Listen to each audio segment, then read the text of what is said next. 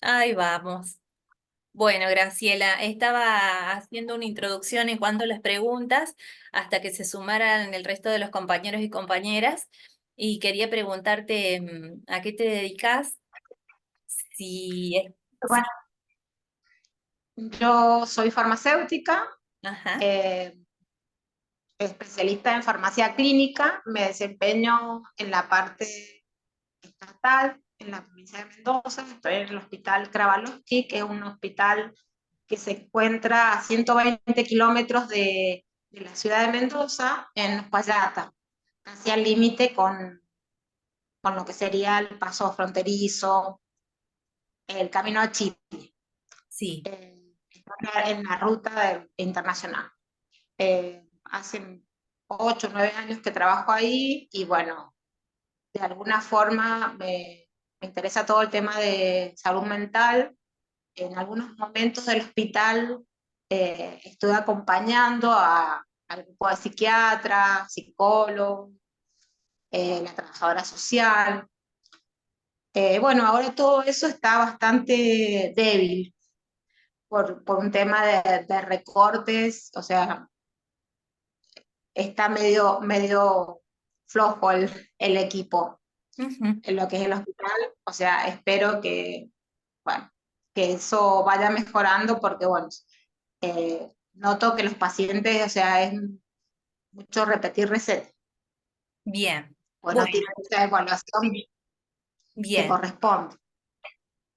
Ah, ¿puede ser que Andrea esté levantando la mano? Andrea, ¿me escuchás? Me sale como que levanta la mano. Bueno, somos 6. Belén, ¿te parece que comience? Sí, sí, perfecto, perfecto. Dale. Cuando quieras, Analia, la casa es tuya. Listo. 19:41. Empezamos. A ver, estas son dos clases que van a ser en una, así que voy a tratar de hacerlo lo más rápido posible y dinámico. Compartir pantalla. Vamos directo al Power. Siempre pido disculpas por la dificultad que tengo por ahí con la tecnología. Ustedes me frenan y me dicen si algo no está muy claro. ¿Se ve ahí la presentación?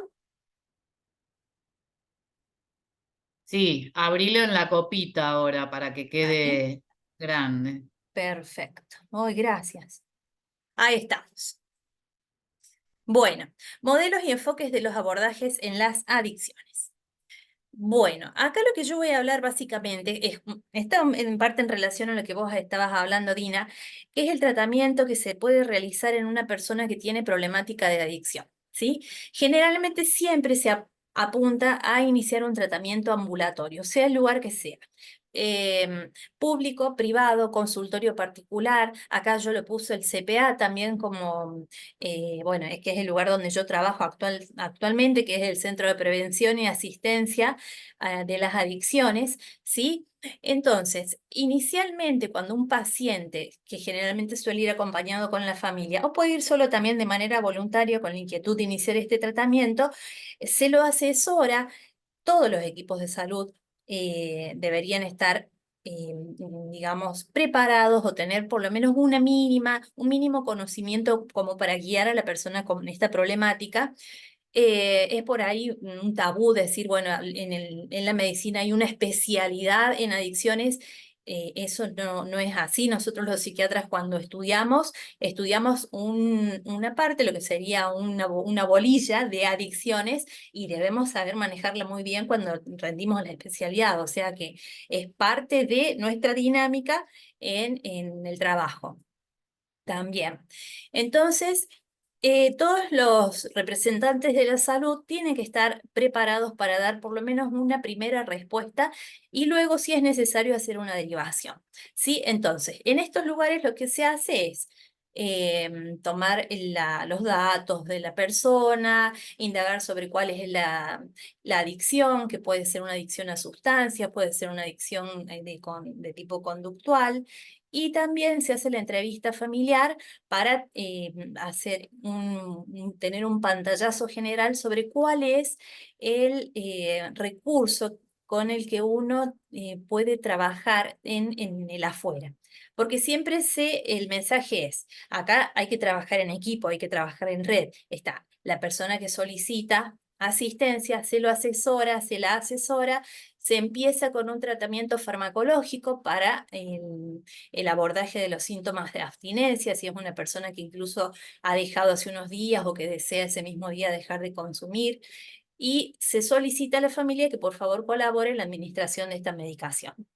En todos estos centros se puede dar ese tratamiento ambulatorio sin ningún inconveniente, ¿sí? Cuando ya la persona presenta cierta dificultad para esa adherencia al tratamiento, con nuevas recaídas, o por ejemplo está sola, por ahí a veces la familia no se involucra, o tiene dificultad obviamente para contener a esta persona, porque entendemos que es una enfermedad que involucra tanto a la persona que consume o que es adicta como a la familia. Entonces, hay muchas situaciones donde hay mucho desgaste emocional, mucho desgaste físico también, entonces se dificulta que la familia pueda acompañar el tiempo que uno por ahí quisiera en administrar la medicación, en el contener, en el acompañar, entonces se generan estos quiebres donde la persona vuelve a la recaída y en este caso ya se puede pasar a una segunda instancia que sería una internación. La internación, según cada lugar, por ejemplo, en mi experiencia, yo siempre hablo que vengo de Belleville, de Córdoba, un hospital polivalente, donde hay salas de internaciones agudas, donde se realiza la internación de la persona para desintoxicación. Entonces se le da un esquema farmacológico, obviamente es una sala donde se procura que esté controlado el ingreso y egreso de todo el personal para evitar que haya por ahí algún tráfico de alguna sustancia con algún familiar o amigo que no colabore con la seriedad del tratamiento. Entonces, allí se controlan todo lo que serían los síntomas de abstinencia y nuevamente, perdón, no lo dije, pero se hace todo lo que sería un estudio clínico en paralelo, clínico, neurológico, y se hace también un abordaje farmacológico con el fin de que una vez cesado lo que sería la abstinencia, la desintoxicación, ya pueda volver a su casa y continuar con el tratamiento farmacológico. Generalmente en todos los hospitales, consultorio particular, centro de salud, se puede hacer este tratamiento, ¿sí? Cuando yo trabajaba en consultorio particular, por suerte, tenía la facilidad de comunicarme cuando era necesario hacer una internación con el equipo del hospital. Entonces se articulaba la internación de la persona, se le informaba sobre cómo era esta internación, obviamente es lo más corto posible, es hasta que se dé el cuadro de intoxicación.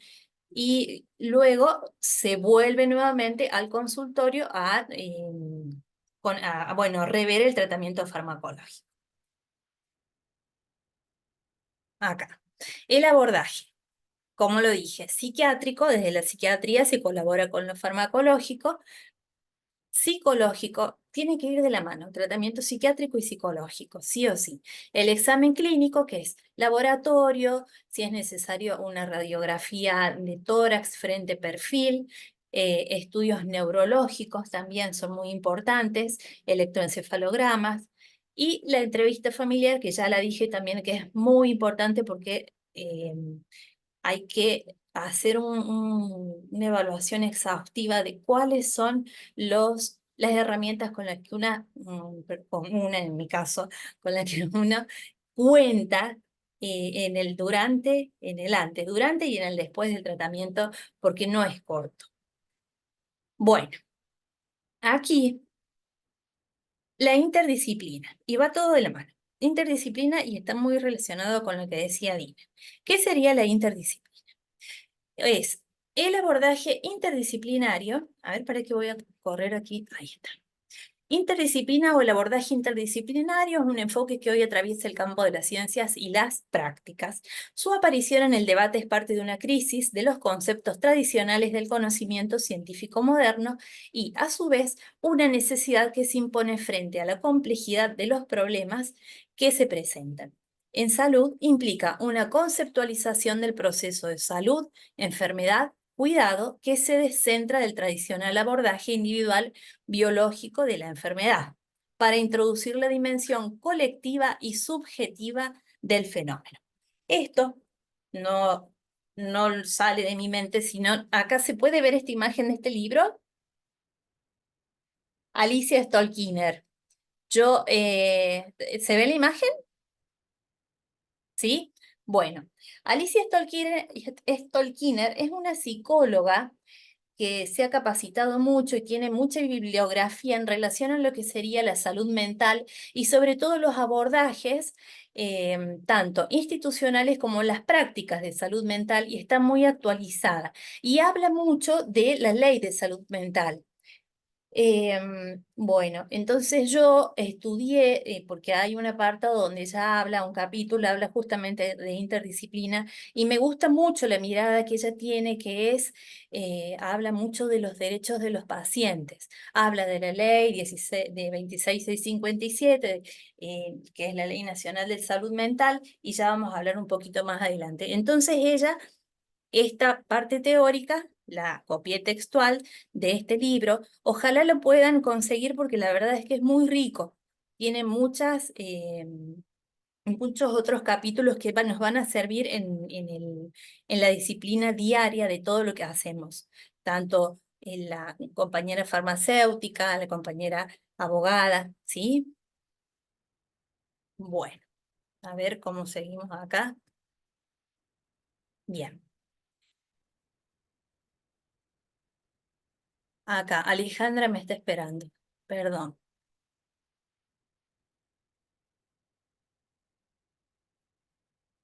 Bueno, ¿qué sería el trabajo interdisciplinario? Disciplinario es un proceso de producción colectiva. También dice eso Alicia. Por ello, la metódica de trabajo interdisciplinario implica una reflexión sobre lo grupal y lo institucional de su producción.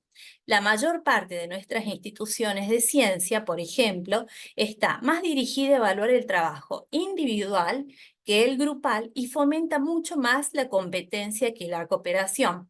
Tener en cuenta mucho esto. Un equipo interdisciplinario no puede tener un jefe. Requiere de una coordinación que debe, en muchas oportunidades, trabajar como operador en interfaz entre los distintos campos como facilitador de diálogo entre lenguajes diversos. Por su parte, el liderazgo de un equipo interdisciplinario es necesariamente móvil, dependiendo del problema. Esto produce mucho conflicto para trabajar, por ejemplo, en hospitales en los que la lógica organizativa suele ser de jefaturas verticales. Y acá voy a hablar un poquito de lo que sería la Ley Nacional de Salud Mental, la 26657, ¿sí?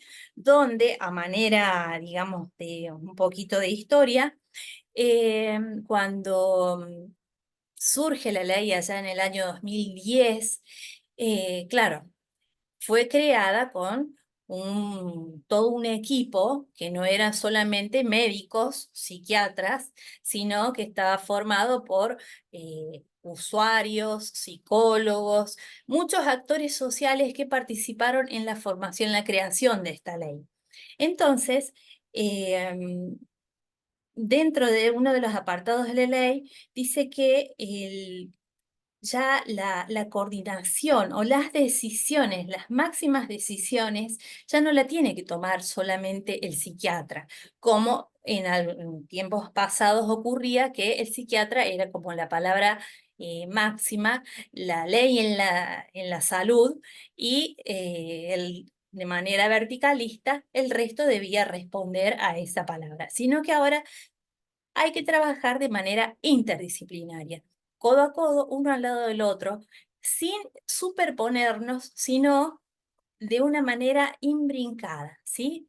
Tejer redes de trabajo para poder hacer un trabajo desde una visión tridimensional. Yo sé que lo que sería una imagen desde muchas, pero muchas ópticas, para que no se nos escape ningún hilo, por así decirlo, dado que la persona no es solamente una enfermedad, es un conjunto de situaciones que atraviesan en el momento de su enfermedad y que es necesario que varios podamos hacer un trabajo intenso, intensivo de análisis para ver de qué manera poder resolver una situación X de la manera más rápida, más efectiva y lo menos perjudicial para el paciente. ¿A qué me refiero con esto? Por ejemplo, las internaciones involuntarias, ¿sí?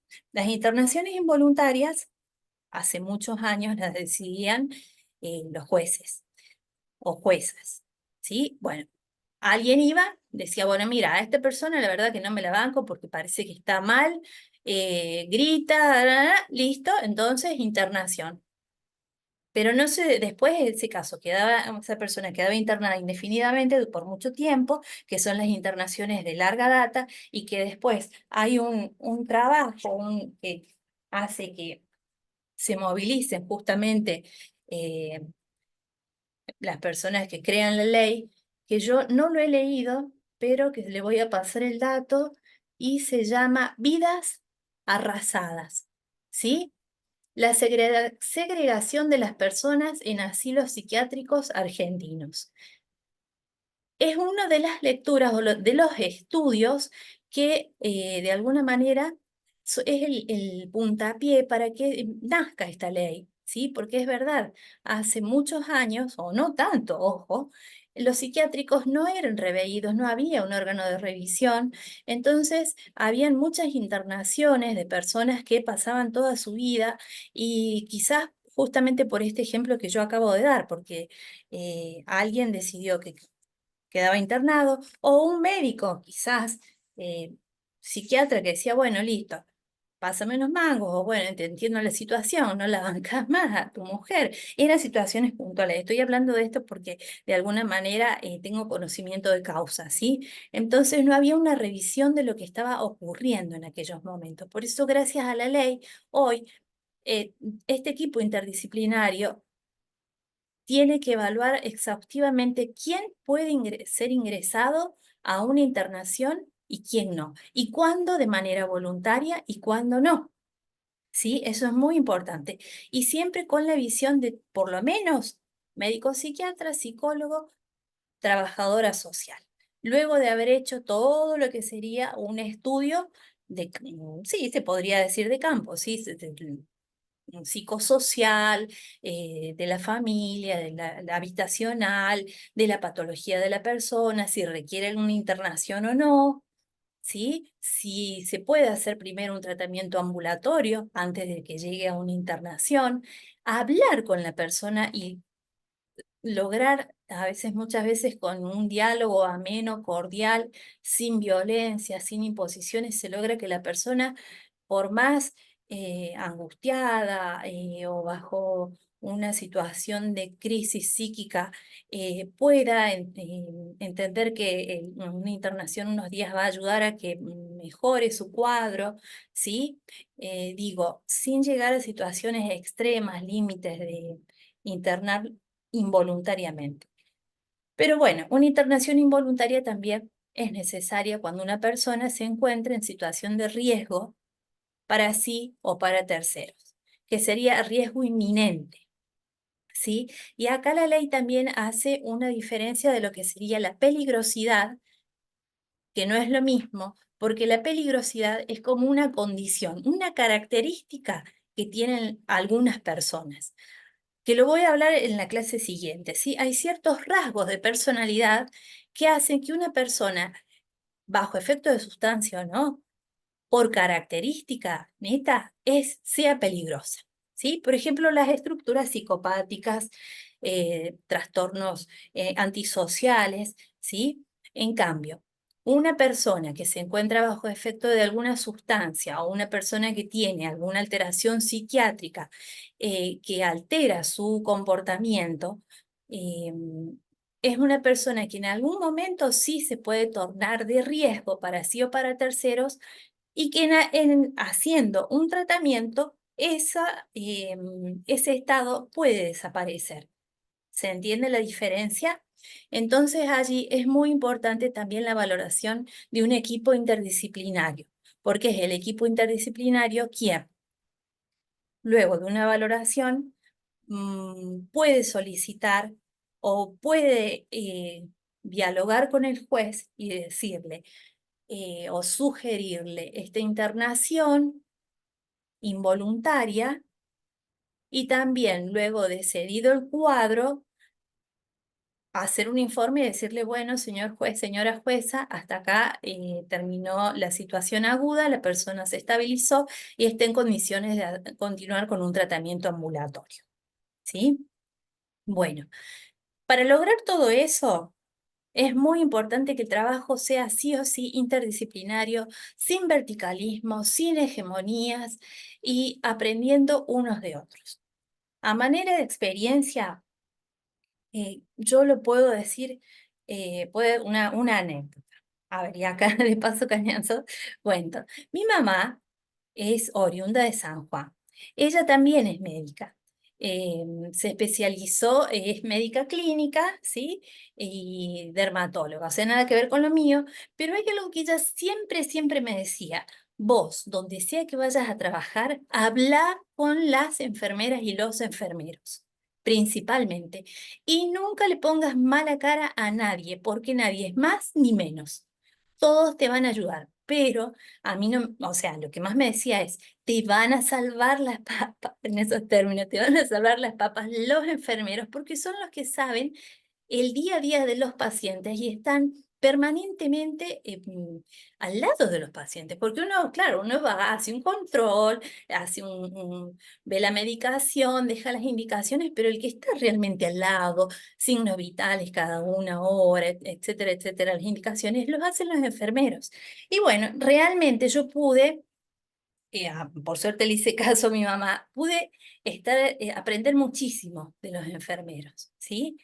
Me saco el sombrero porque aprendí muchísimas cosas, así como de mis compañeros en trabajo social, compañeros psicopedagogos, compañeros médicos clínicos, en el hospital polivalente donde yo trabajaba. O sea, sin aislarme y creerme que era solo la psiquiatra, el hecho de poder interactuar con otros y que los otros se permitieran ese diálogo, ahí ya se estaba ejerciendo la disciplina, la interdisciplina. ¿Sí? Despojándonos de toda esa cuestión ego de que soy médico, no, eso no. Uno aprende siempre del compañero porque acá el objetivo fundamental es el bienestar del paciente. Bueno, era un poco más o menos lo que decía Alicia en este texto. El enfoque interdisciplinario en el campo de la salud, salud mental y la perspectiva de derechos.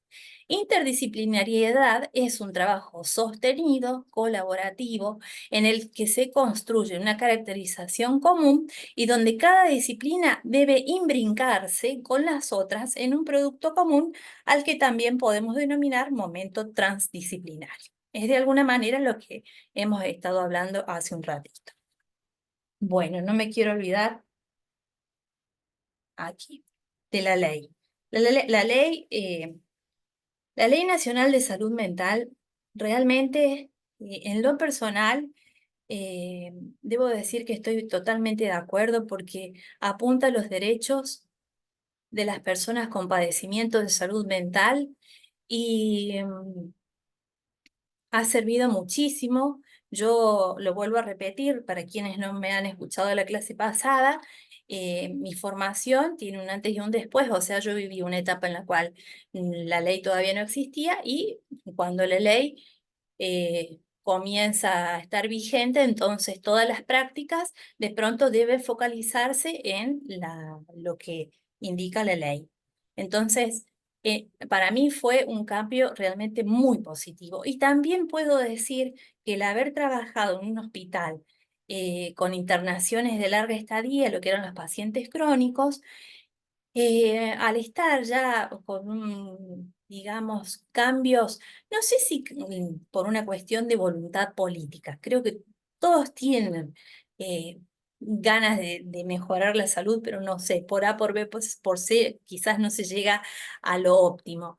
Pero sí pude ver de que en ese lugar de pronto llegaron más recursos humanos, mejoras en las salas, hasta fue el órgano de revisión, digamos, se movilizaron cosas para mejorar la asistencia de los pacientes que estaban internados de manera crónica y se apostó a la desmanicomialización.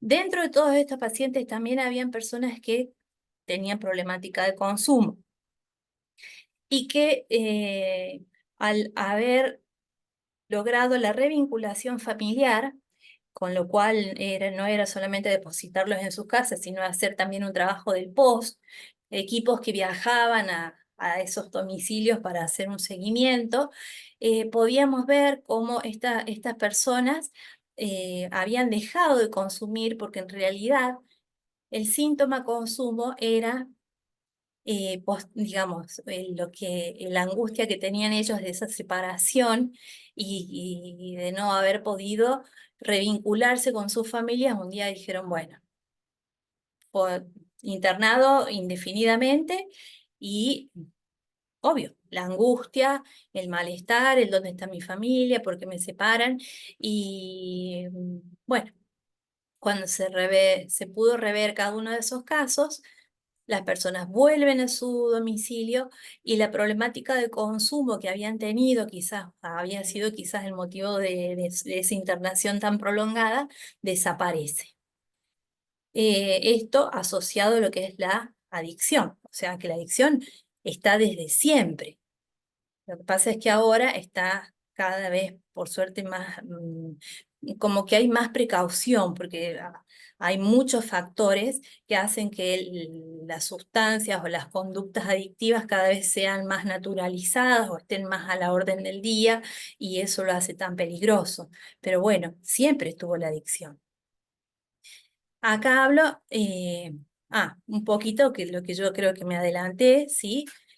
A los conflictos de saberes disciplinarios se suma el conflicto de las profesiones, sus búsquedas de hegemonía, lo que ya había hablado, el ejemplo de la ley nacional, bueno, sancionada en diciembre del 2010 y reglamentada en el año 2013. Bueno, ¿alguna duda hasta acá? Aclaro que tengo que ser rápida y práctica. ¿Vamos bien? Bueno. Eh, voy a hacer un paréntesis.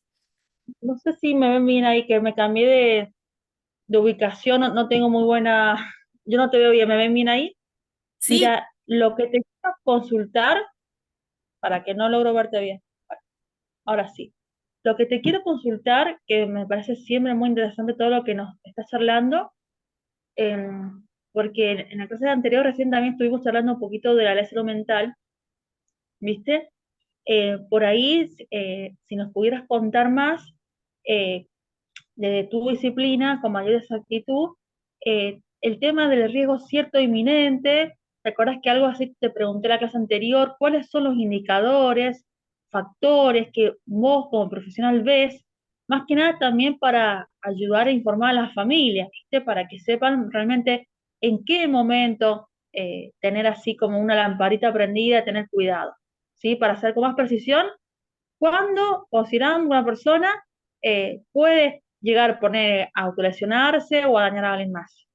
Bien. Una persona que no tiene patología psiquiátrica y que realiza un consumo exagerado de cualquier tipo de sustancia, empezando por el alcohol, que es lo más socialmente aceptado, es pasible de tornarse agresiva.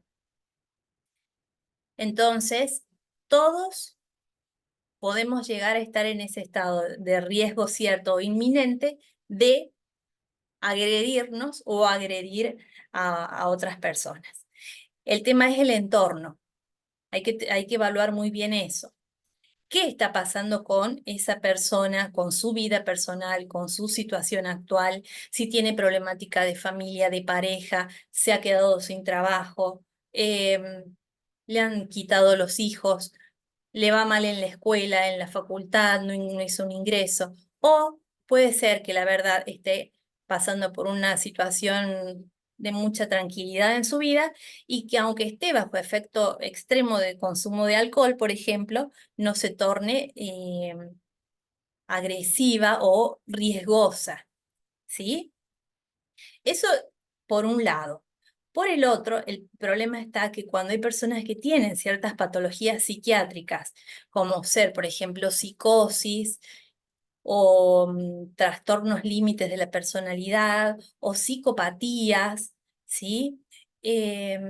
Ya hay un componente que suma a que el consumo de sustancias alteren más y de alguna manera alimenten ese componente agresivo que puede existir en estas patologías, ¿sí? Sobre todo si son personas que no están bajo un tratamiento psicofarmacológico adecuado. Entonces, allí sí se pueden tornar riesgosas. Esa es la respuesta que tengo para darte en este momento. ¿Queda claro o lo volvemos a replantear? A mí me queda claro, muchas gracias. No sé a los demás. A ver, te voy a dar un ejemplo práctico, ¿sí? En muchos casos, pero en muchos casos, eh, nos ha llegado a Belleville, y yo hablo como si todavía estuviera allá, porque no me desprendo de mi equipo, a la guardia. Personas que han sido detenidas, y llegan con el móvil policial y con un informe, una solicitud de valoración de la jueza, el juez, y justamente solicitan esto, ¿sí? Valoración para definir si la persona tiene riesgo cierto o inminente de daño. ¿Y qué hacer? Si requiere internación o qué hacer. Entonces ahí el equipo interdisciplinario tiene que hacer una valoración.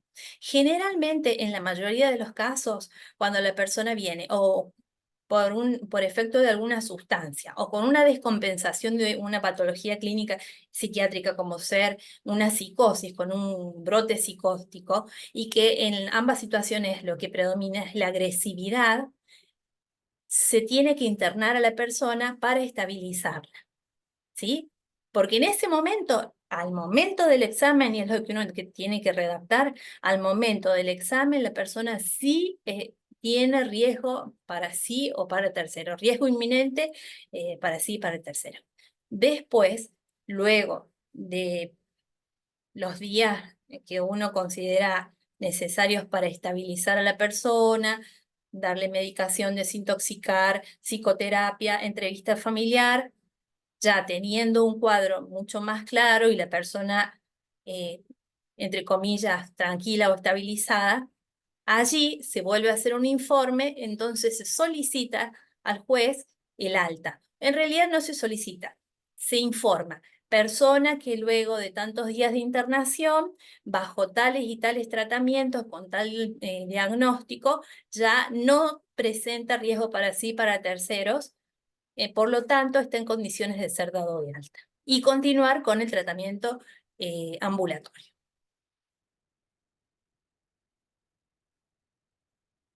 Bien, bueno. Bueno, vamos con el síndrome de abstinencia. Síndrome de abstinencia. Uno de los indicadores de la presencia de dependencia de manera voluntaria o no. A ver, permiso, voy a mover esto. Acá. Acá. Síndrome de dependencia a una sustancia, que puede ser, como habíamos dicho la vez pasada, voluntaria o que uno toma, consume, etcétera, etcétera, etcétera, y bueno, y de pronto ya se hace dependiente y que te das cuenta que ya dependés de esa sustancia y que ya hay incluso una adicción, una cuestión patológica, porque cuando dejas de consumir esa sustancia, viene lo que sería esto. Ay, fue. El síndrome de abstinencia, ¿sí? ¿Qué es? Básicamente que el cuerpo y la psiquis te está pidiendo que por favor le des la sustancia que estabas consumiendo. Donde los síntomas más frecuentes generalmente son ansiedad, depresión y trastornos del sueño. El 99% de las personas que te dicen, bueno, mira, yo vengo porque en realidad consumía X sustancias, por ejemplo, cocaína, marihuana, alcohol, y estoy intentando dejar de hacer dejar de consumir. Y hace 3 días que dejé de manera voluntaria, pero no doy más, así te dicen, no doy más, no doy más, me siento mal, mal, mal. Bueno, entonces, ¿qué es sentirse mal? No duermo, tengo pesadillas, me pica la piel, me sudan las manos, tengo temblores, tengo malestar, respondo mal a mi familia, yo nunca he sido así. Y estoy irritable, no me banco nada, no encuentro posición para estar tranquilo. Entonces eso básicamente sería la ansiedad. Ah, y la depresión también, porque refieren mucho estos estados así de no hay nada que me haga sentir bien, no me encuentro, siento un vacío muy grande, tengo muchas ganas de llorar y mucha impotencia. Eso también lo dicen muchas personas. Entonces son los más frecuentes: ansiedad, depresión, trastorno del sueño, y que obviamente van a desaparecer cuando se vuelve a consumir la sustancia adictiva en este caso. Y a manera de anécdota voy a contar que hace muchos años también, cuando llegaban las personas que estaban con una cuestión, un síndrome de abstinencia por alcohol, no sé si habrá sido como una práctica aceptada o no, pero bueno, queda así como una cuestión de la historia. Entonces algunos médicos en la guardia le daban una dosis pequeñita de alcohol a la persona para tranquilizarla. No sé si está bien, si está mal, no lo puedo decir, pero lo cuento a manera de anécdota. Yo no lo haría, no lo practiqué, ¿sí? Pero creo que en base a eso después ha quedado como, se sabe que cuando la persona consume, se calma. No es el tratamiento indicado. Vuelvo a los síntomas: dolor de cabeza, náuseas, ansiedad, sudores, insomnios, pérdida de apetito, muy frecuentes, ¿sí?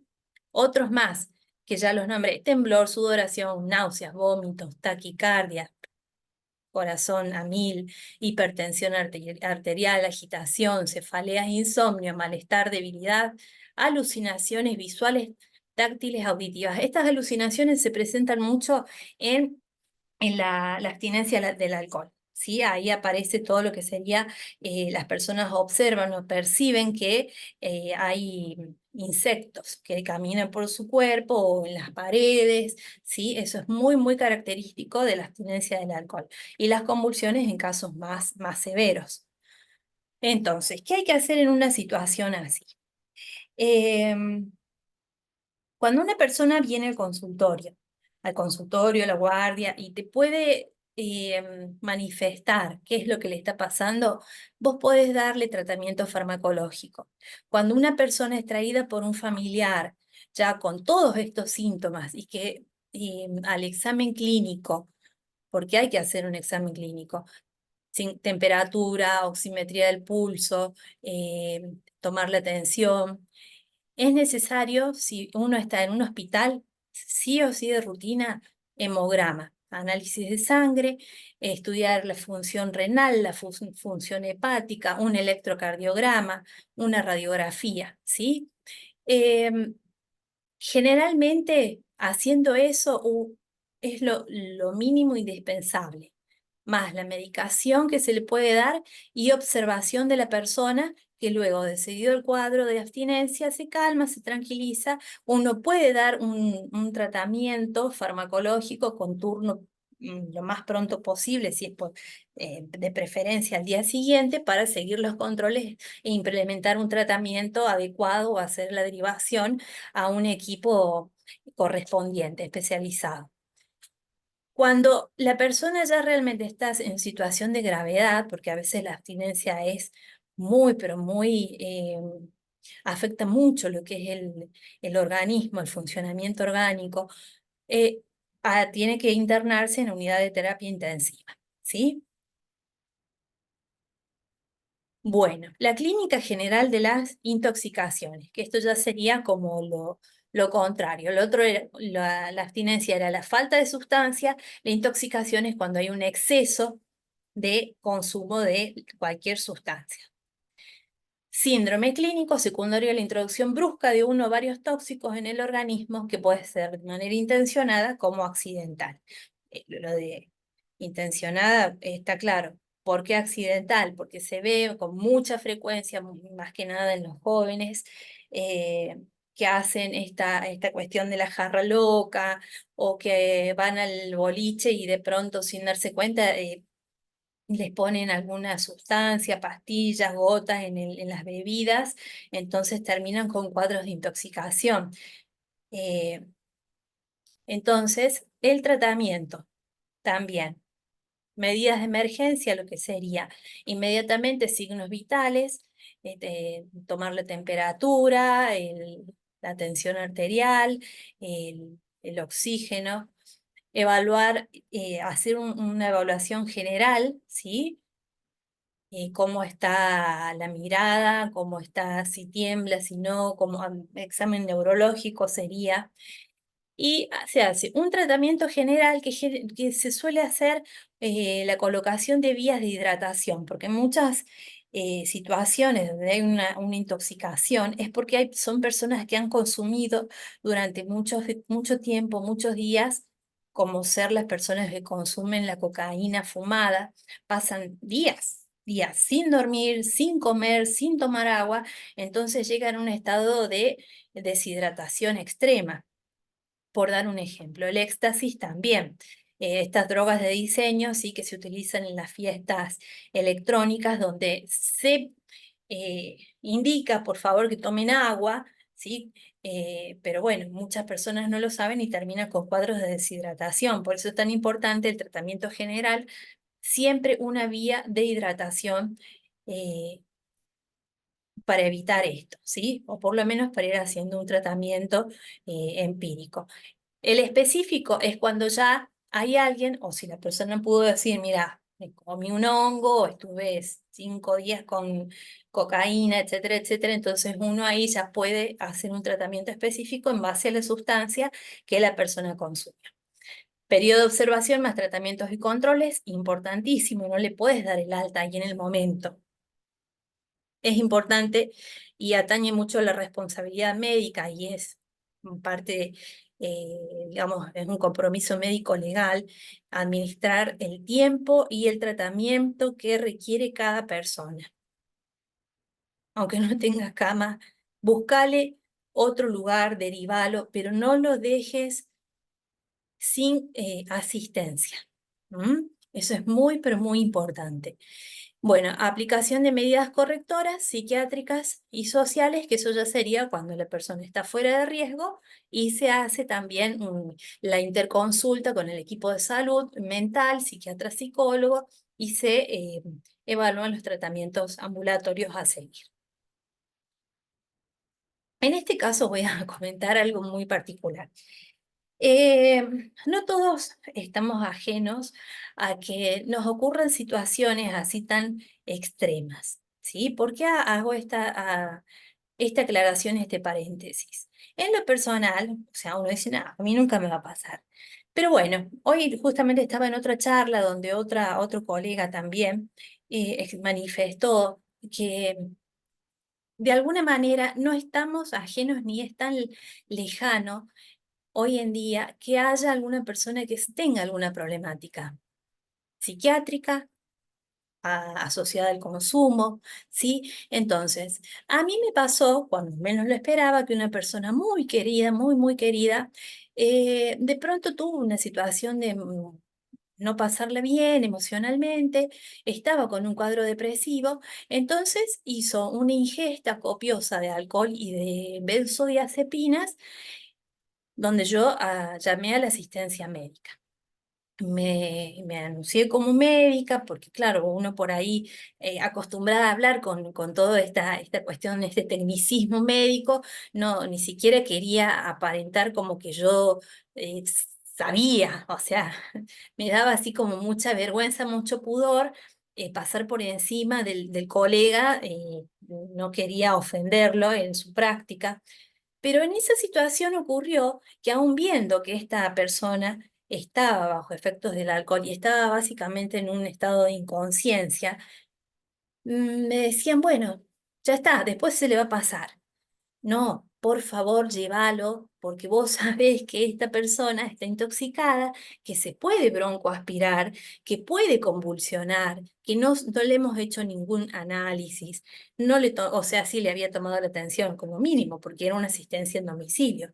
Le digo, no tenemos, yo estaba sola, no tengo cómo hacer los controles posteriores si llega a haber alguna complicación. Entonces es muy importante desde el lugar de usuarios del sistema de salud poder exigir nuestros derechos. Y volvemos a lo que dice la ley. Eh, Seamos familiares, seamos personas padecientes de enfermedad, tenemos el derecho de exigir ser atendidos y asistidos como corresponde, mínimamente. ¿Sí? Bueno, lo llevaron después que pegué como 17 gritos. Lo llevaron en la ambulancia, etcétera, etcétera. En el camino se cayó esta persona porque era enorme. Y claro, una cosa es ser médica, sí, pero otra cosa es todo lo que involucra desde lo afectivo. Por eso también hablo desde el lugar de las familias, que por ahí se desbordan, no saben qué hacer, quieren sacarse de encima, entre comillas, porque eso es lo que aparenta. Uno dice, ah, se lo quieren sacar de encima. Hay que trabajar mucho con la familia sobre todo este tipo de información, porque el tratamiento tiene que ser global para la persona y para las familias que a veces están desbordadas emocionalmente o en el desconocimiento de qué hacer. ¿Sí? Bueno, esto es así como a manera de paréntesis, y la verdad es que quiero compartirlo con ustedes. El derecho a ser asistidos y el derecho a la salud siempre, siempre, no a la hegemonía. Vamos, anfetaminas y drogas de diseño. Se usaron como descongestivos nasales, anorexígenos, antidepresivos, acá está el éxtasis. Bueno, este cuadro después ustedes los pueden ir leyendo, ¿sí? Que es más o menos lo que yo ya les había comentado. Como lo más grave que puede producir estas sustancias son alteraciones hemodinámicas, metabólicas, perdón, que sería la coreotetosis, alteraciones neurológicas como alucinaciones, ¿sí? Y ya orgánicas, con infarto agudo de miocardio, rabdomiólisis, miocardiopatías, infarto renal, realmente crisis convulsivas. Hay estados que son tan riesgosos que producen la muerte. Las benzodiazepinas, que son los famosos, todos los PAN, clonazepam, alprazolam, diazepam, eh, bueno, los más comunes e hipnóticos. Ligera o moderada sedación, después ya pasan a la somnolencia. Es un estado así como de borrachera, con alteración en el hablan así con lengua bola, lengua trabada, ataxia, caminan así bamboleantes, como que todo se da vuelta. En ese momento no puede haber deterioro neurológico, hemodinámico ni respiratorio. Se dice que no suelen ser tan riesgosas las intoxicaciones con benzodiazepinas, salvo que las personas tengan una patología previa, como ser las EPOC, que son enfisema, este, asma, enfisema, asma, bueno, enfermedades pulmonares crónicas.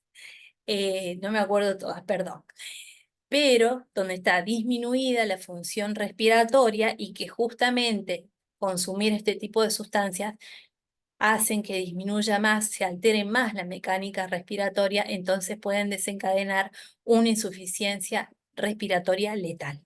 Eso puede ser una causa de muerte en el consumo de los benzodiazepinas en sí, principalmente el diazepam, que es tan miorrelajante y, bueno, y es muy, pero muy depresor de la dinámica respiratoria, ¿sí?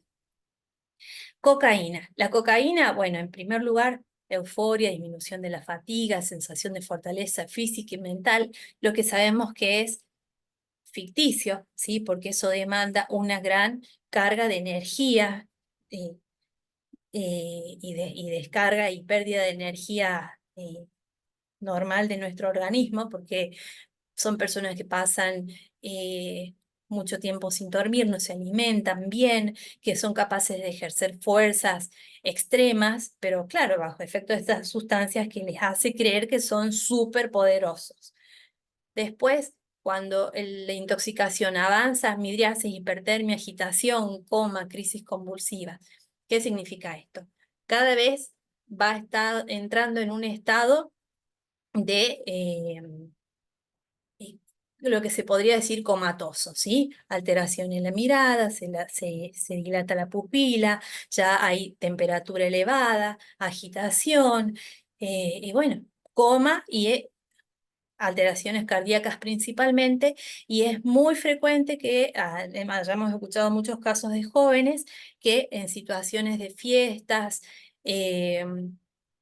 principalmente hayan consumido recitales, también he escuchado, consumieron cocaína y les dio un infarto con la muerte posterior, ¿sí? Bueno, hongos. Acá hago una aclaración que la vez pasada había mostrado los dibujitos de los hongos, que yo decía que no sabía cuáles eran y que los había buscado. Al revés lo dije. Esta que es tan bonito, rojo con blanco, es el amanita y el otro es el cucumelo. Bueno, son los hongos son altamente alucinógenos y principal, como se los ingiere, como se los comen, producen obviamente alteraciones gastrointestinales que empiezan con diarreas, dolores estomacales, náuseas, vómitos, ¿sí? Dolores hipocólicos. Y se va a acompañar también con taquicardias, como dijimos, delirios, agitación que está asociada a las alucinaciones, pero en dosis altamente tóxicas pueden producir una insuficiencia, un daño hepático y renal irreversible, con muerte, obviamente, o personas que luego terminan con tratamientos de diálisis o con la necesidad de hacer algún tipo de trasplante en caso de que se pueda, de estos órganos vitales. Bueno, el alcohol, que es la sustancia socialmente aceptada, la más consumida, bueno, produce verborragia, euforia, alegría, de pronto dificultad para el razonamiento, alteración del estado de la conciencia, convulsiones, somnolencia y el coma profundo, el coma etílico, que es realmente grave. Eh, Todas las intoxicaciones requieren de asistencia sí o sí eh, médica, sí o sí por, por todo lo que he hablado de que lo que serían los riesgos que vienen paralelos de, por ejemplo, la cocaína. Personas que que pueden tener una predisposición a alguna insuficiencia o alguna alteración cardíaca, la cocaína va a hacer que eso se acelere un 100%. El alcohol, uno se duerme, sí, pero se broncoaspira, también puede morir por broncoaspiración. Y así todo lo que estoy hablando. Entonces, sí o sí, cuando una persona esté intoxicada, por favor, a la guardia, y en la guardia debe recibir la asistencia adecuada. Bueno, hasta acá hemos llegado con la presentación del Power. Acá, dejar de compartir. Y ahí los veo nuevamente. Bien. ¿Vamos bien hasta ahí? ¿Preguntas? Sí, sí, Analia, te hago una Bien. pregunta. Sí. El tiempo de abstinencia del síndrome de abstinencia varía de acuerdo a la dependencia, a la persona. ¿Cuánto dura el tiempo? ¿Cuál es el tiempo de abstinencia? Mira, el tiempo suele ser relativo, ¿sí? Generalmente la abstinencia más molesta es la del alcohol, generalmente. Y también depende de la cantidad que toma la persona y el periodo de tiempo que lleva tomando alcohol. Pero Em, Cuando aparece suele durar entre 24 y 48 horas, que puede ser desde una irritación leve, alteraciones gástricas, hasta la complicación que puede ser convulsiones, un estado de irritabilidad tan extremo que se pueda flagelar, dañar así a terceros, ¿sí? Que se ponga altamente agresivo. Esos otros síntomas que decías sobre la ansiedad, la depresión, todo eso, ¿cuánto tiempo dura esa abstinencia? Yo calculo que tiene que ser un periodo más amplio, digo. Mira, también siempre hay que hacer un diagnóstico diferencial, porque por ejemplo, en el caso de consumo del alcohol, porque lo voy a poner como ejemplo, suele estar asociado casi en el 90% de los casos con personas que tienen depresión, ¿sí? Que sería la patología dual, depresión, alcohol, eso. Y la ansiedad la ansiedad está presente en casi todo. Todos somos ansiosos. Todos somos ansiosos y consumimos sustancias que nos ayudan a bajar esas cargas de ansiedad que tenemos. Chocolate, helado, fumamos, caramelos, pelis, música, lo que sea, ¿sí? El tema está cuando esa ansiedad se torna realmente nociva, ¿sí? Entonces, yo no te puedo decir cuánto va a durar, pero sí te puedo decir que con medicación se puede frenar, y es el objetivo, porque nadie merece vivir ansioso, es horrible, No. porque la ansiedad va de la mano de la angustia, va de la mano de un pensar alterado, porque estás así como no sabes para dónde ir, y si tenés algún examen, si tenés un proyecto, al concretar algo, esa ansiedad altera las emociones y altera la objetividad del pensamiento también, aunque sea en una mínima dosis, pero bueno, limita bastante. Entonces, yo apuntaría más a frenarlo con medicación. Otra pregunta que te quería hacer con respecto a la ley de salud mental. ¿Vos crees que es necesario algún tipo de modificación? Si debería estar separado lo que es enfermedades psiquiátricas, mentales, a separarse con el tema de las adicciones. ¿Necesita que se tenga que actualizar a su vez? Y mira, en lo personal, la verdad es que no estoy realmente interiorizada de cuál es el motivo por el cual es patologías de salud mental por un lado y adicciones. Viste que la ley dice así, las dos cosas las separa, porque en la formación que tenemos nosotros como psiquiatras, vemos todo como un uno, ¿sí? La adicción está dentro de las patologías mentales. Por eso no termino de entender si era como para darle más énfasis a que las adicciones debían ser vistas como patologías mentales y de pronto se lee al revés. ¿Mm? No sé, no te sabría decir. Pero desde lo personal, yo creo que ambas tendrían que ser vistas como una sola cosa, como enfermedades. Sí, por otro lado, uno está todo el tiempo, bueno, escuchando y que se entiende el sufrimiento de las madres con hijos con estas problemáticas de adicciones, que es terrible y debe ser tremendo. Sí.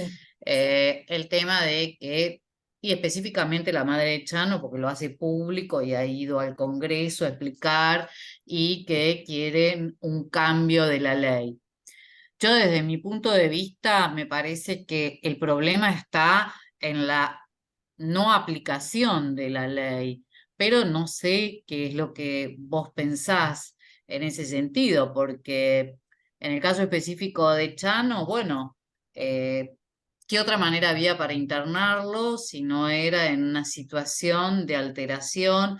O no lo sé, a lo mejor estaba en peligro y la justicia no le dio bolilla, el sistema de salud tampoco, no sé qué pensás vos. Yo lo que pienso es que una persona que está bajo efectos de sustancias o con una alteración psiquiátrica, está con una alteración de su psiquis en sí, está con una dificultad de entrar en razón y de poder dialogar y de poder entender lo que uno le dice desde la palabra, es que eh, están sesgados todos sus sentidos y sus percepciones y incluso están alteradas.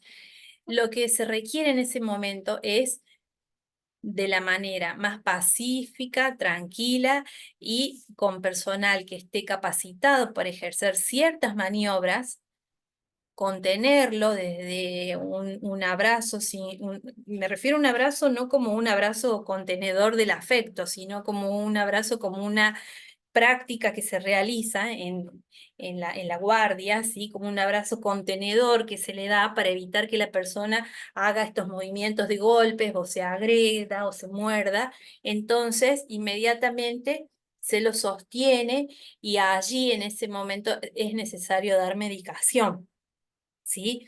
Porque no está en condiciones de razonar o generar un diálogo. Se apuesta a eso, pero en el caso Chano me parece que él estaba totalmente fuera de sí. No estoy de acuerdo con la agresión para nada, para nada. Y yo creo que todas las personas, seamos o no representantes de la salud, debemos estar preparados para hacer una contención y entender lo que es la patología psiquiátrica y entender cuando una persona está con alteración de la conciencia bajo efecto de alguna sustancia, que es casi lo mismo, la alteración de la conciencia está en ambas situaciones. Entonces, no hacernos cargo de lo que esa persona puede llegar a agredir desde lo físico y lo verbal, sino entender que es una persona que está padeciendo, que es un sufriente y que requiere contención. ¿Sí? No tenemos que defendernos desde la agresión, sino procurar buscar elementos o instancias para contener a la persona. Todos tenemos que estar preparados, todos, absolutamente todos. Es algo así como cuando ves una persona que está en la calle y está sufriendo un infarto y la mayoría tenemos ciertos conocimientos de los primeros auxilios. Las enfermedades psiquiátricas deberían ya estar naturalizadas y debemos saber qué hacer en esas situaciones cuando hay una persona en el medio de la calle gritando, insultando y que no, mirá, cómo se pone así a gritar, sino entender que quizás algo le está pasando, quizás sea una persona que no está bien psíquicamente. ¿Me explico o me explayé demasiado en la respuesta? No, lo que pasa es que es muy complejo, o sea, Claro, no es que te hayas explayado muchísimo, porque no alcanzo a comprender, y aparte lo digo porque es público, si no, no podría ver, qué es lo que quiere la mamá de Chano. Eso no lo alcanzo a entender, que haya medidas más restrictivas, no entiendo, o sea, porque ella también se dedica a eso. Es, no sé si psicoterapeuta, en lo que sea. Entonces,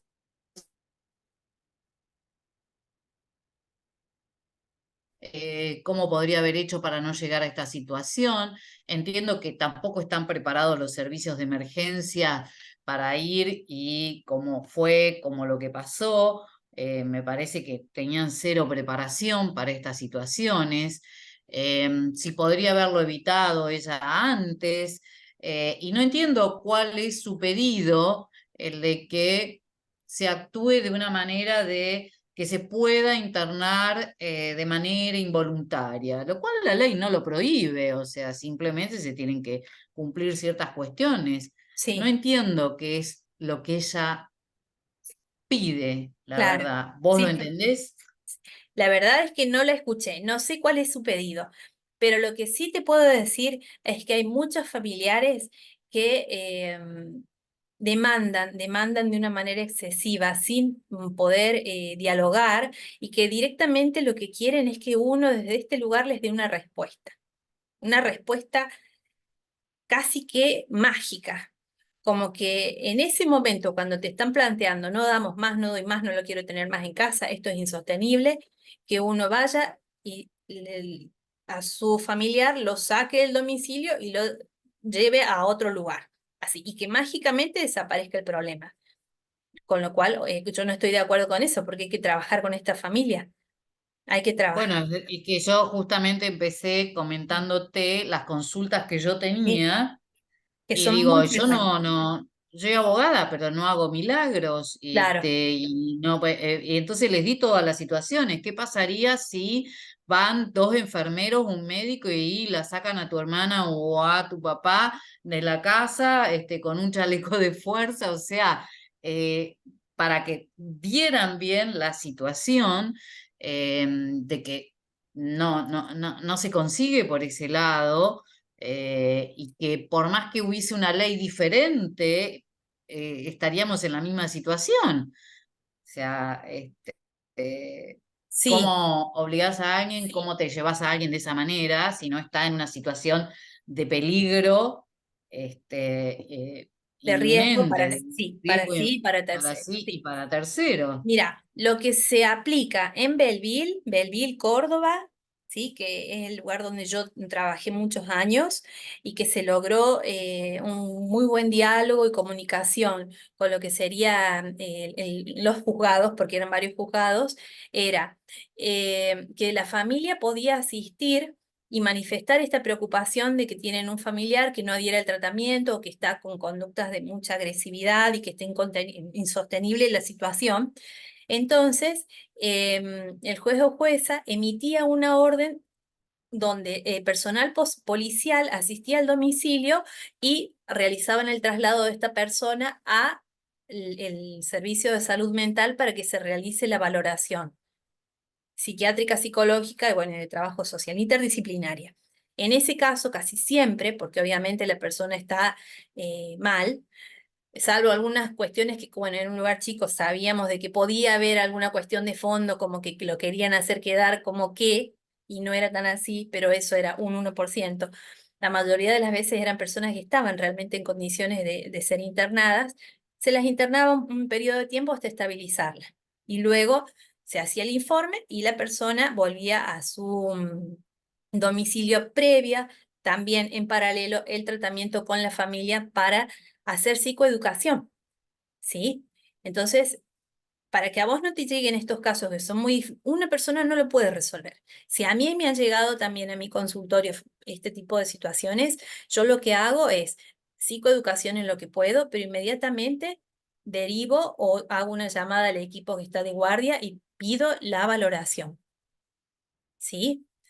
Y cuando es de manera voluntaria, obvio. Y si no, informo a la familia y les digo, ustedes tienen que solicitar, por favor, al juzgado que intervengan para que vaya personal policial y haga el traslado de este familiar a un hospital para la valoración. ¿Se entiende? Pero uno solo no lo puede, es imposible. Es imposible que son muchas aristas para resolver. Por eso es que la ley dice que tiene que ser el tratamiento interdisciplinario.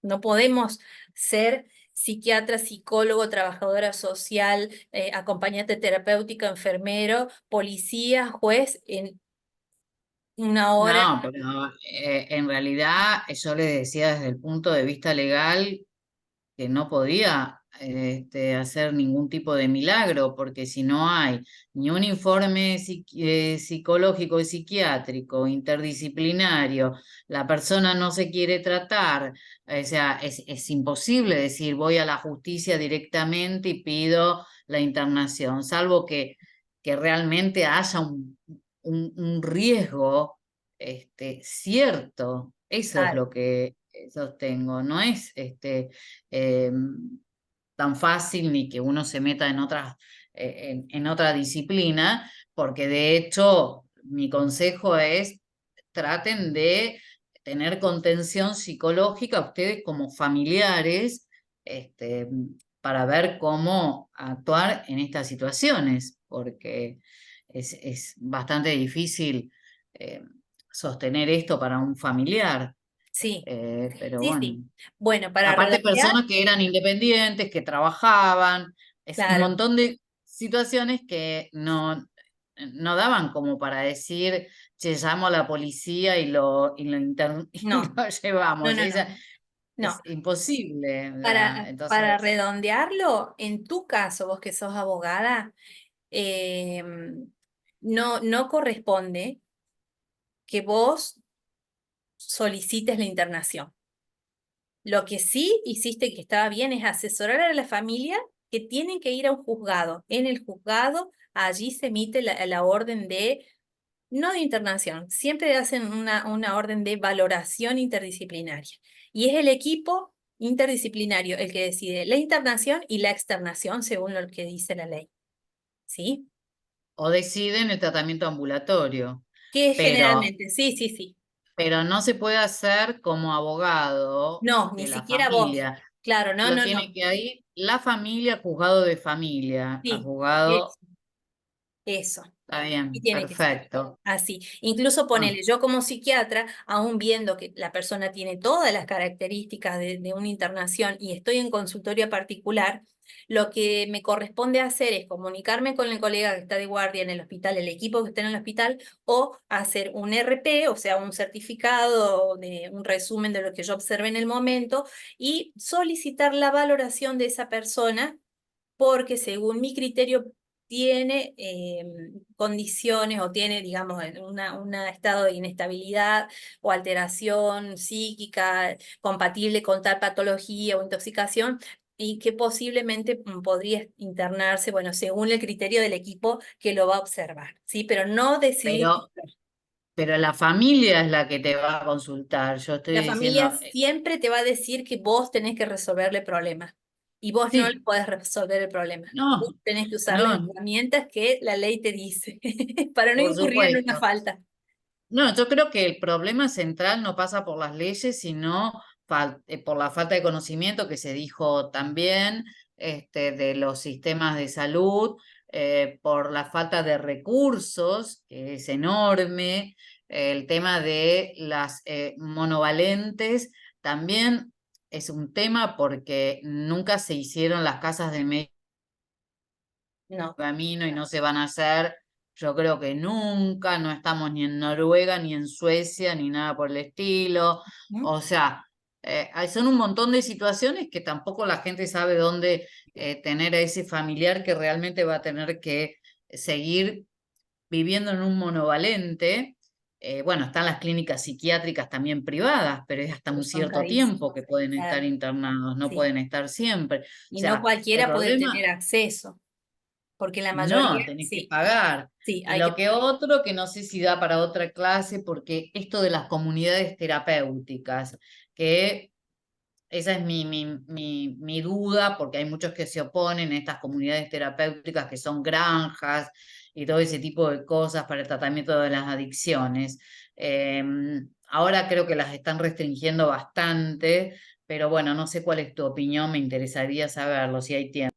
Mira, con respecto a las comunidades, yo nunca he trabajado en una, ¿sí? Lo que sí, he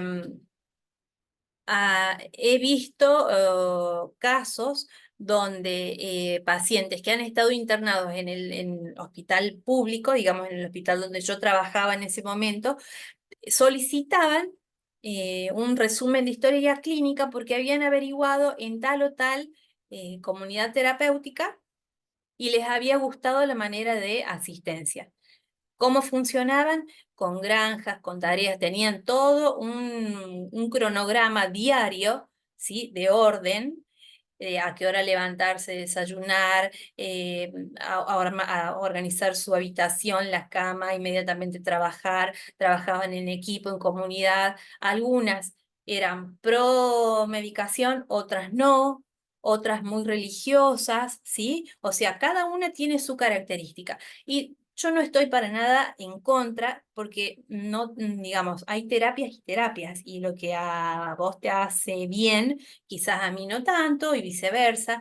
Y entonces nunca se le puede decir, mira, no, no pruebes, sino probá. Si no funciona, nosotros estamos acá con este tipo de asistencia. ¿Se entiende? Yo me limito a la psiquiatría tradicional, a la farmacología tradicional, pero bueno, en otras experiencias pude ver que se han utilizado flores de Bach y la verdad es que yo desconozco el uso de las flores de Bach, quizás Graciela sepa algo, pero bueno, hubo mejor resultado y alguien me dijo, mira, el clona que vos me diste, la verdad me hacía sentir re mal y una amiga farmacéutica me dio unas flores que me hicieron re bien. Y doy fe que este tratamiento en una pasantía que hice en Cuba, hacían tratamientos con flores de Bach y mucha psicoterapia cognitivo-conductual, muchas terapias cognitivo-conductuales que eran muy parecidas a las terapias de granja, sin ser granjas. Actividades al aire libre, actividades físicas, ludoterapia, música, o sea, estar en permanente actividad física y mental, ¿sí? Limitando la medicación a lo mínimo indispensable. Y no me voy a olvidar nunca que un médico de allá nos había dicho que ellos tenían un lema, diagnostica bien y curarás con agua, para pensar. ¿Sí? Entonces, no puedo decir que estoy a favor o en contra de las comunidades mientras el tratamiento sea efectivo para la persona.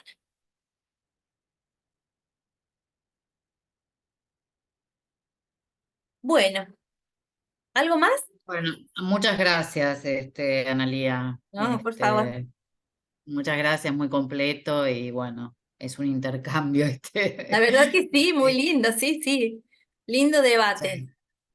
Bueno, hablaste de la interdisciplinaridad y la transdisciplinaridad. Bueno, yo que hago bioética estoy acostumbrada a esta cuestión porque si hay algo que es interdisciplinario es la bioética y la Mm. transdisciplinaridad, ¿no? Así que, bueno, la verdad que un gusto y la verdad que muchas gracias. No, gracias a ustedes por estar ahí. Bueno, en relación a las actividades que yo había propuesto para el día de hoy, en realidad la clase de hoy era presencial. Y le íbamos a hacer de manera interactiva. Yo las voy a, no sé si ustedes leyeron, yo subí 4 casos clínicos, 4 casos, ¿sí? Sí. Que son casos reales que a mí en lo personal me dejaron realmente así como una, una pregunta abierta, que no la planteo acá, sino que yo se los propongo a ustedes para que me digan qué opina cada uno. En ese momento se resolvieron esos casos como se pudo en ese momento, pero yo quisiera saber qué hubieran hecho ustedes desde su disciplina. Más que nada para el aporte, ¿sí? Para saber que estas realidades existen y que me van a ayudar a sumar a mí también en el abordaje próximo, que no van a dejar de aparecer casos y casos. Y a manera más bien recreativa también les compartí unos temas de música que primero iba a hacer como ¿cómo sería? Un mix de música, pero en realidad les pasé los links de varios temas que están relacionados al consumo de distintas sustancias y en distintas épocas. Ahí está desde el año 1977 con un tema de Eric Clapton que habla de la cocaína. Este, y después hay temas a favor, en contra, como que le hacen una oda a los hongos, a la marihuana. Y bueno, a manera de reflexión, yo a ustedes les pido que me hagan una devolución, si puede ser por escrito, ¿sí? ¿Qué es lo que les parece?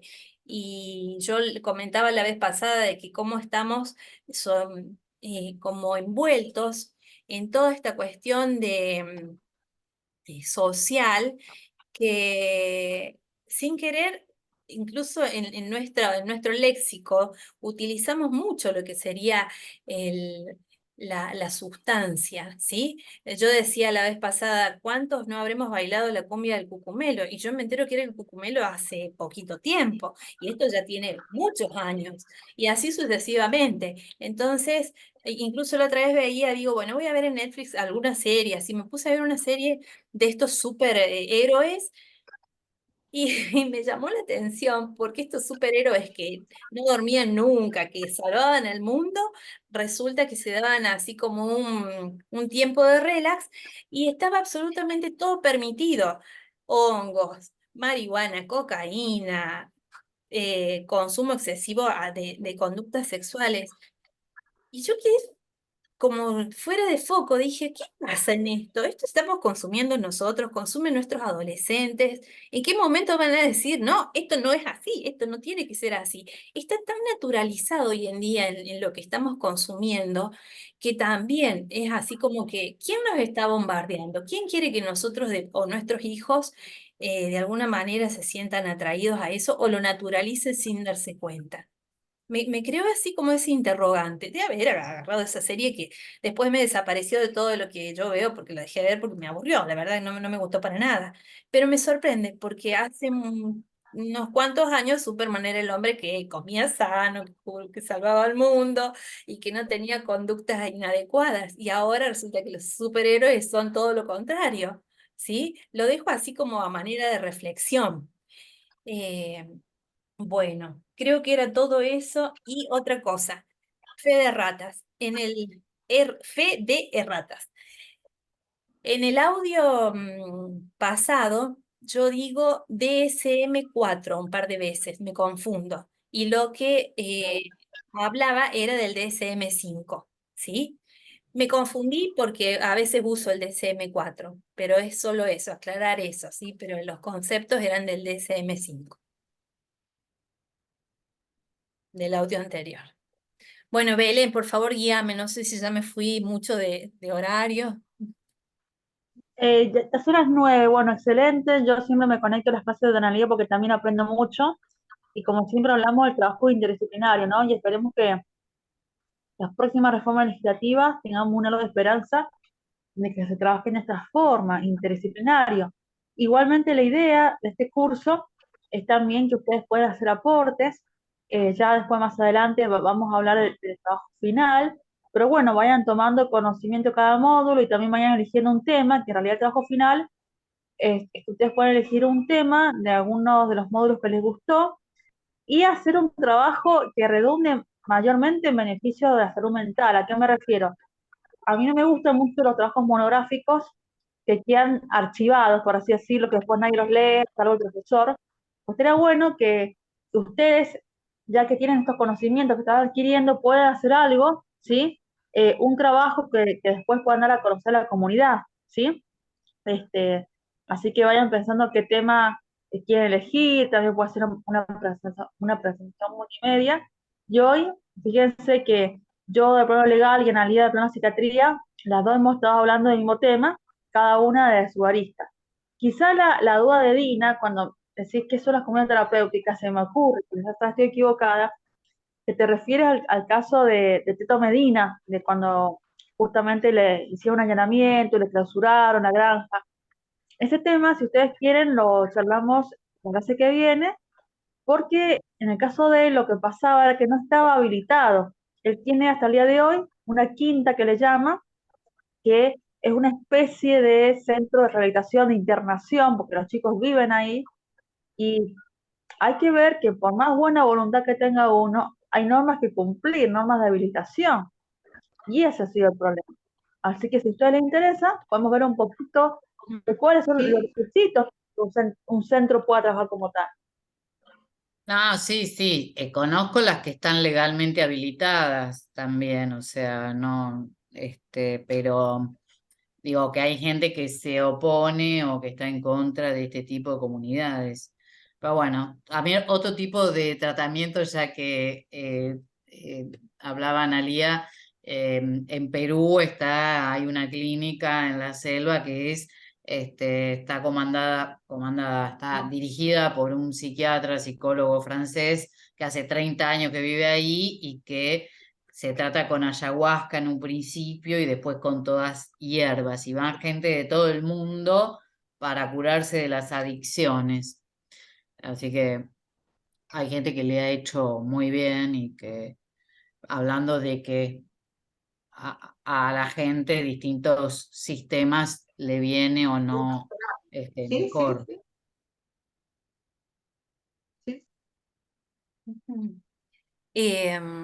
Recuerdo hace como unos 10 años ya, hubo un caso en Córdoba, también de una clínica donde trabajaban con el ayahuasca, pero hubieron casos de muertes de varias personas. Y ahí fue cuando tuvimos conocimiento de este tipo de tratamientos en ese lugar. Em, Desconozco, vuelvo a repetir, yo manejo la farmacología tradicional, por eso no puedo juzgar, pero sí me ha hecho mucho ruido ese caso, por ejemplo, también este caso que dice Belén, lo escuché. Entonces, lo que sí estoy de acuerdo es que debería sí haber un control sobre qué tipo de terapias se utilizan, qué personas son usuarios. Porque sin ir más lejos, el uso de ayahuasca en personas que tienen cierta tendencia a patologías psiquiátricas como ser la esquizofrenia, la psicosis, pueden desencadenar un cuadro psicótico, ¿sí? Una persona que quizás viviendo un estilo de vida sano, tranquilo, de pronto está frente a esta sustancia altamente alucinógena y que altera las emociones, los sentidos al máximo, activa inmediatamente una psicosis. ¿Sí? Algo que quizás estaba ahí latente, quizás nunca se iba a despertar, se despertó en ese momento. Entonces a mí me hace ruido. Sí, el control, el saber qué tipo de características tienen estas instituciones, estas comunidades, me parece que sí es importante. Sí, en eso no aclaré recién. Digamos, no puedo decir no lo hagas, pero por lo menos asesórate de que el lugar sea serio y bueno. Si ustedes quieren, si tienen tiempo, eh, ¿Sí? si ustedes tienen tiempo, el fin de semana, o cuando ustedes quieran, creo que aún está en Netflix, me parece que aún no la levanta, es una serie que es muy interesante, se llama Todos quieren salvarse. Creo que son 5 o 7 capítulos, muy breves, ¿sí? 7 capítulos. Todos quieren salvarse. Es italiana, pero obviamente la Netflix está en español. Miren, eso es claro ejemplo de cómo funciona un hospital monovalente. Ahí van a ver todos los errores. Yo creo que es lo mejor que pueden ver para ver los errores de un hospital monovalente. Mm, sí, sí. Y también una película que ha sido un clásico, que se llama Atrapado sin salida, y el libro se llama Alguien voló sobre el nido del cuco. No me acuerdo el autor, pero ya tiene muchos años, que también habla justamente de un hospital monovalente y todos los el régimen asilar y toda la tragedia que hay cuando no se revén y no hay un control sano y humanitario de esas instituciones. Sí, bueno, muy bien. ¿Algo más? No, ya estamos, ya son las 9:06, así que ya bastante. Bueno. Muy bien, muchísimas gracias por su tiempo, muy agradecida. Bueno, gracias Muy a linda tu vos. clase, Analia, excelente clase. Ay, no escuché, perdón. Muy buena tu clase, excelente. Ay, muchísimas gracias, Muy muchísimas bueno, gracias. gracias. Bueno, Muy benito. siempre Un atenta placer. a críticas constructivas, ¿sí? Porque acá aprendemos todos de todo. Bueno, muy bien. Un Bueno, placer. Buen fin de nos semana. Besos, vemos. que tengan buenas noches. Gracias. Chao, Buen fin de chao. semana para todas.